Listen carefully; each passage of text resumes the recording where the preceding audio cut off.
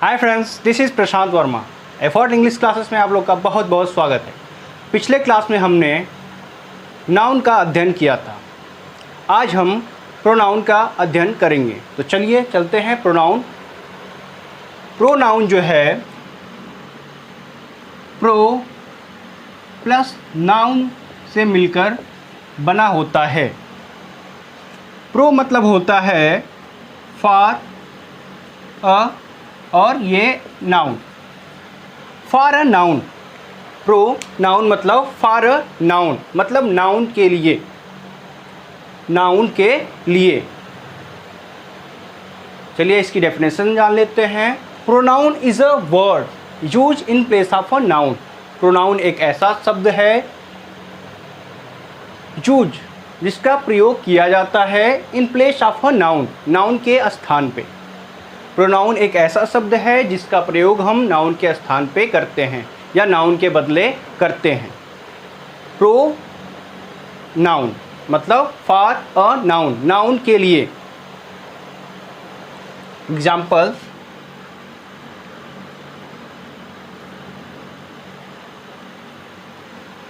हम कह दें रोहन एक अच्छा लड़का है। रोहन की जगह जो है हम वह कह सकते हैं, तो ये यहाँ पे प्रोनाउन हो गया। हम कहते हैं ही, सी, आई, वी, आवर, etc। ये जो है आपके प्रोनाउंस हैं। इनका प्रयोग हम नाउन के स्थान पे कर सकते हैं। चलिए एक एग्जांपल देखते हैं।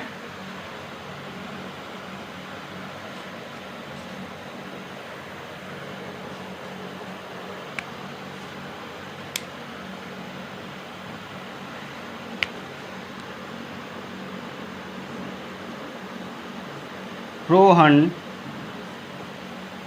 told me that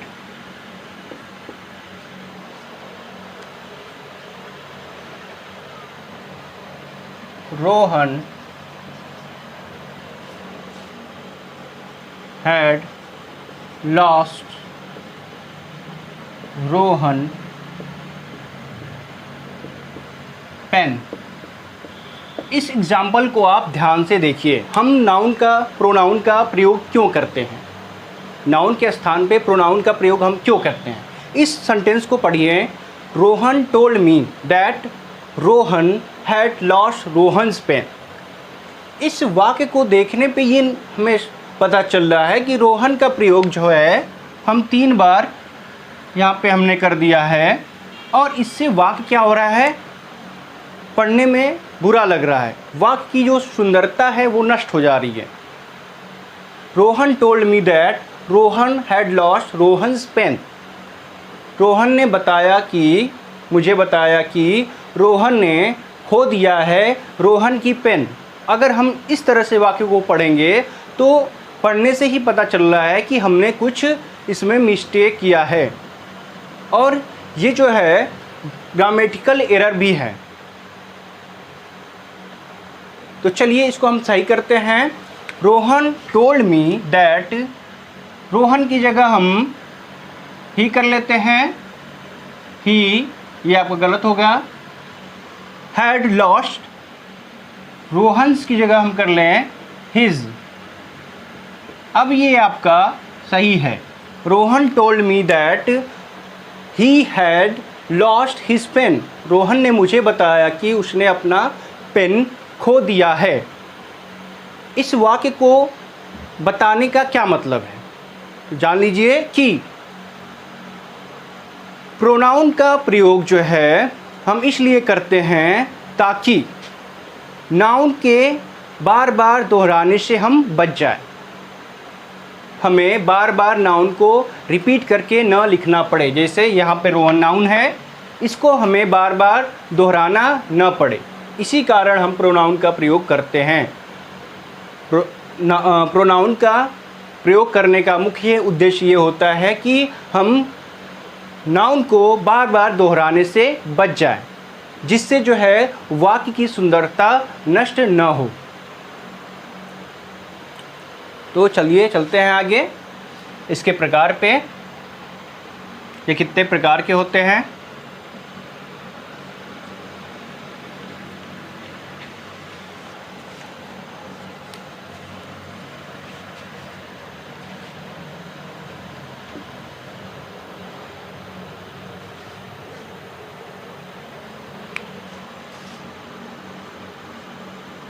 kinds of pronoun. ये कितने प्रकार के होते हैं। Kinds of pronoun. There are 9 kinds of pronoun.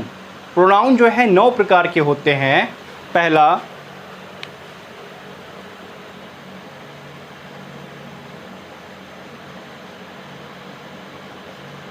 Personal pronoun, जिसे हम पुरुषवाचक सर्वनाम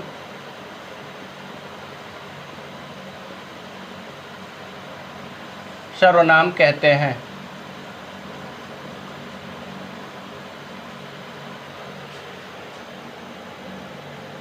दूसरा डिमॉन्स्ट्रेटिव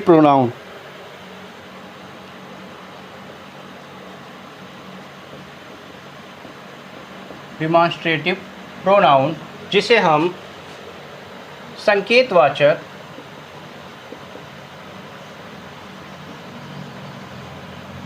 सर्वनाम कहते हैं। तीसरा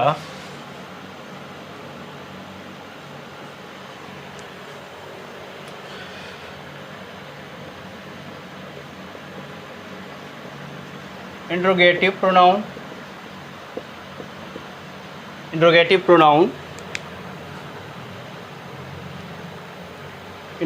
प्रोनाउन, जिसे हम प्रश्नसूचक या प्रश्नवाचक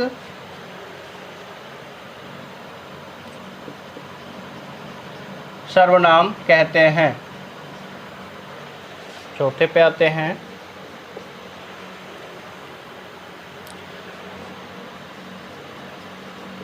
इंडेफिनिट प्रोनाउन,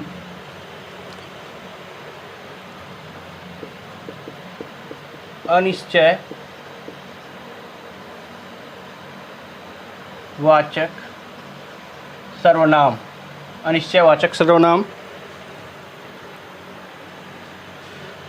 पांचवा रिलेटिव प्रोनाउन, जिसे हम संबंध सूचक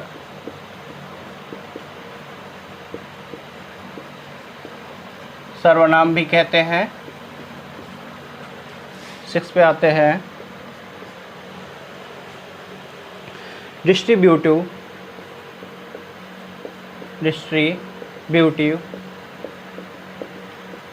प्रोनाउन, जिसे हम विभाग सूचक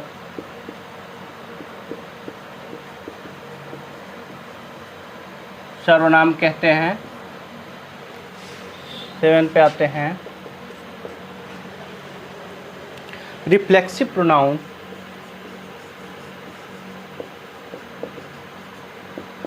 जिसे हम निजवाचक सर्वनाम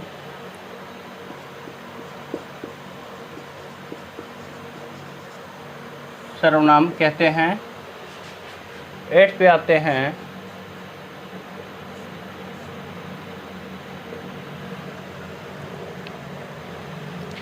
एम्फैटिक प्रोनाउन,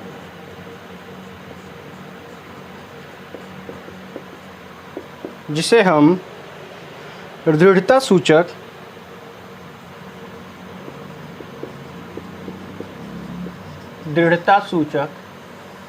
सर्वनाम कहते हैं। और नंबर 9 रेसिप्रोकल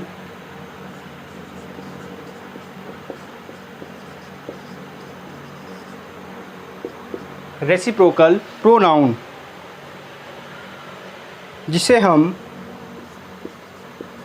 परस्पर वाचक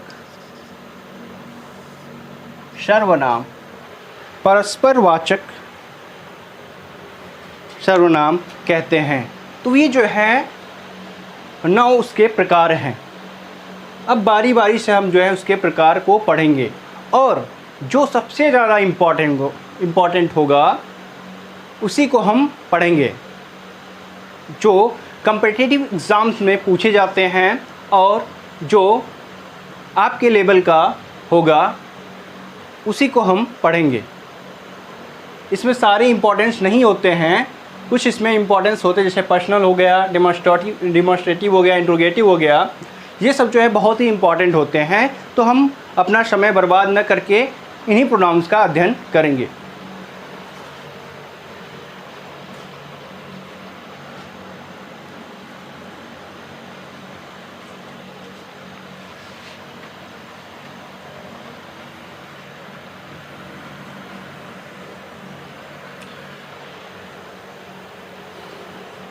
आते हैं पर्सनल प्रोनाउन पे।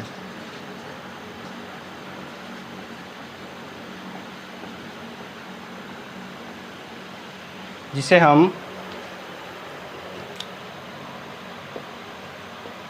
पुरुषवाचक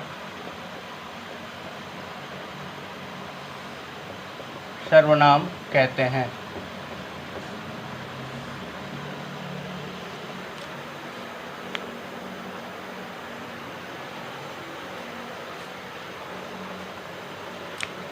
इसकी डेफिनेशन जान लेते हैं। Personal pronoun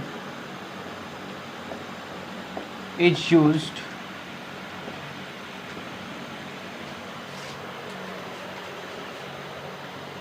in place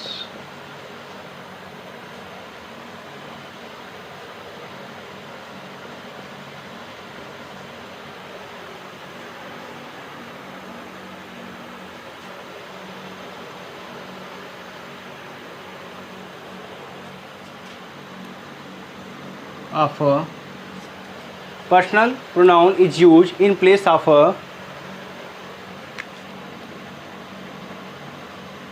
person or thing.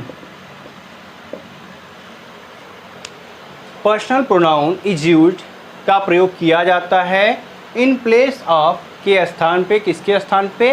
व्यक्ति या वस्तु के स्थान पे। पर्सनल प्रोनाउन का प्रयोग व्यक्ति या वस्तु के स्थान पे किया जाता है।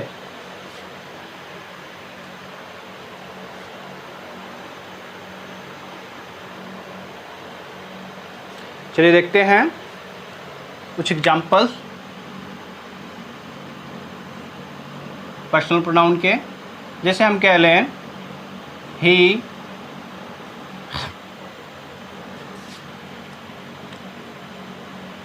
हर, इट इत्यादि।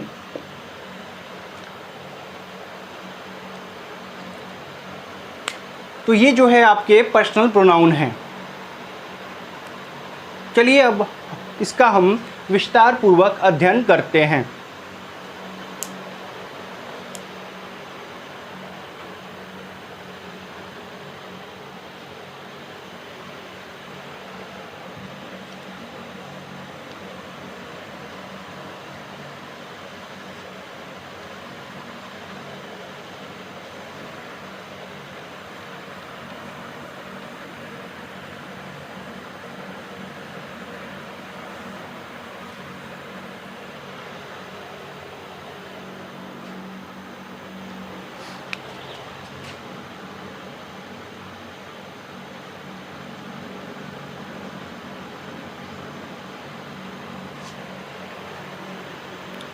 पर्सन क्या होता है? First person, second person, third person. ये पर्सन क्या होता है इसको हम जान लेते हैं। पर्सन, फर्स्ट पर्सन जो होता है, चलिए देखते हैं इसको।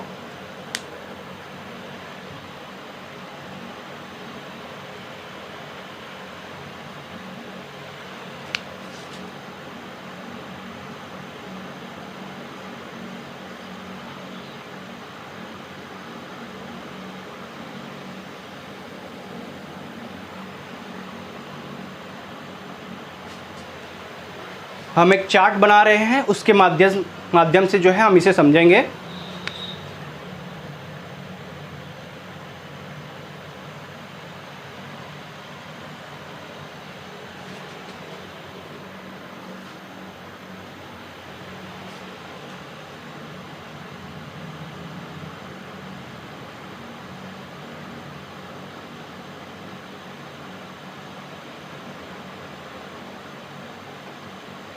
Subjective case,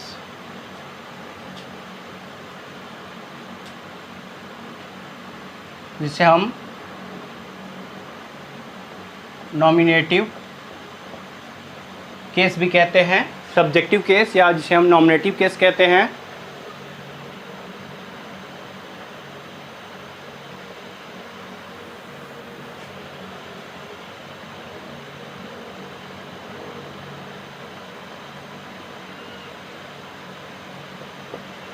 possessive case,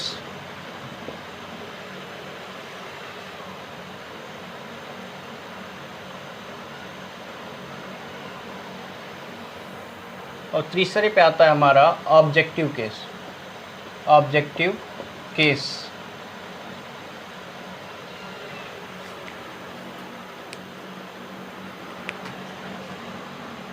first person, second person और third person.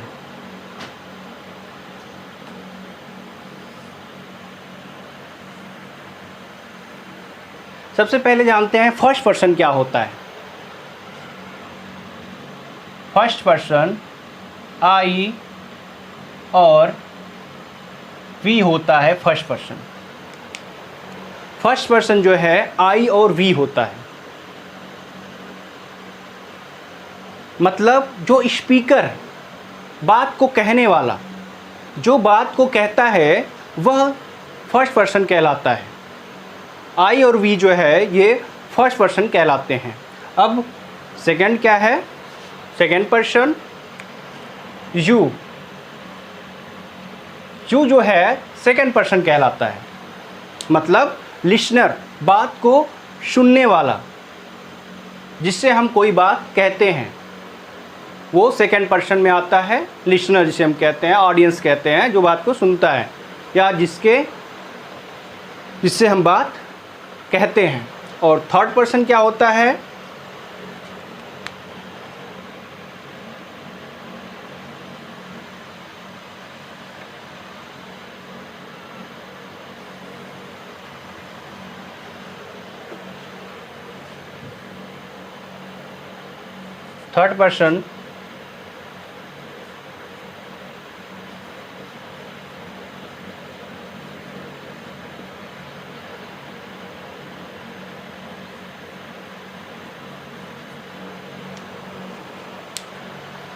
Third person he, she, it और दे होता है।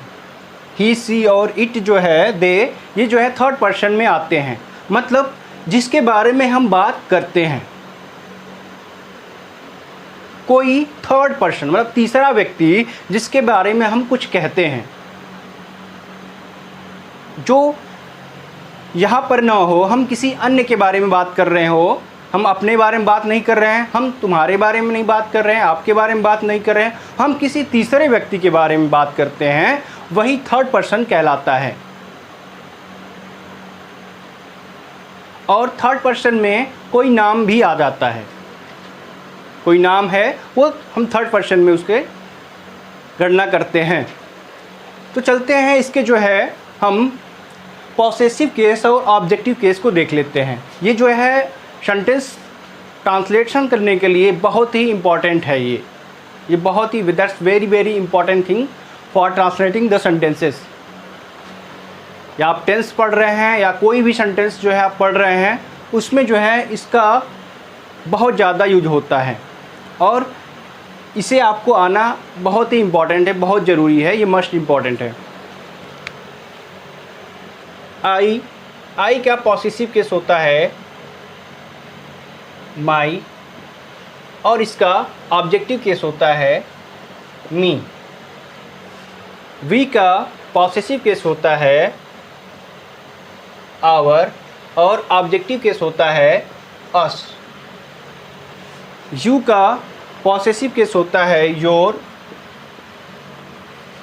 और ऑब्जेक्टिव केस होता है यू।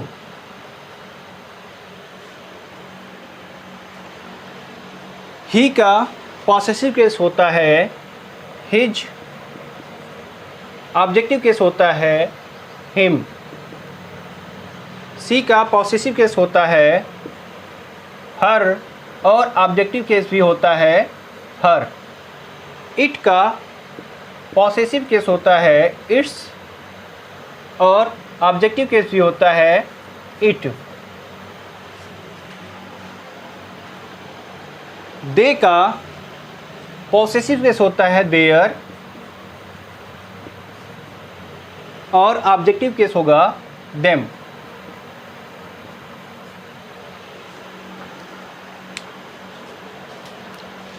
ये चार्ट जो है आप अच्छे से याद कर लीजिएगा, बहुत ही इम्पोर्टेंट है।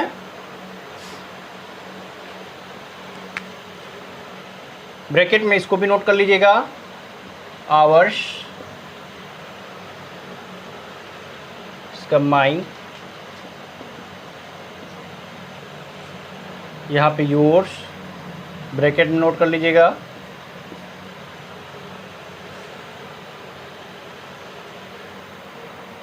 ब्रैकेट में हर्स कर लीजिएगा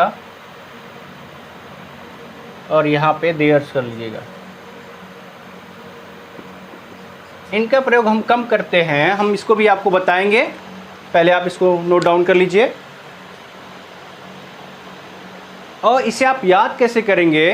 सिंपल, फर्स्ट पर्सन के प्रोनाउन को आई, माई, मी, सेकंड पर्सन के प्रोनाउन को you, your, you, third person के प्रोनाउन को ही, हिज, हिम। इस तरह से आप याद करेंगे तो ये आसानी से याद हो जाएगा। चलिए आगे चलते हैं।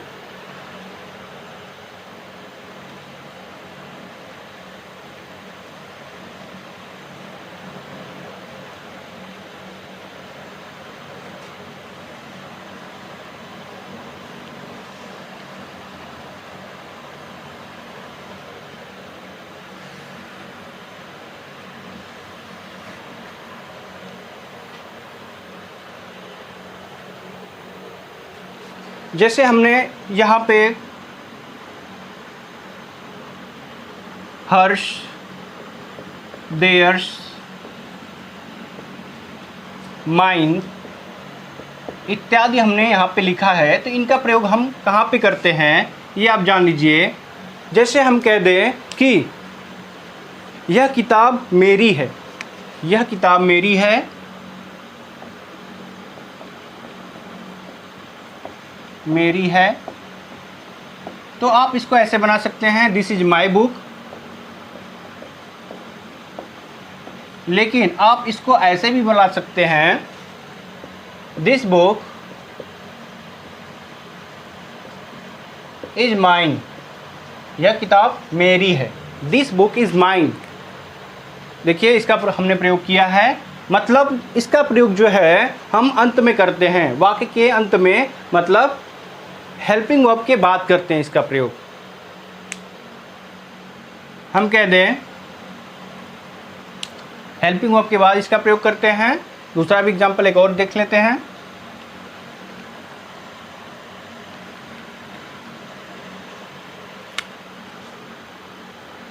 यह किताब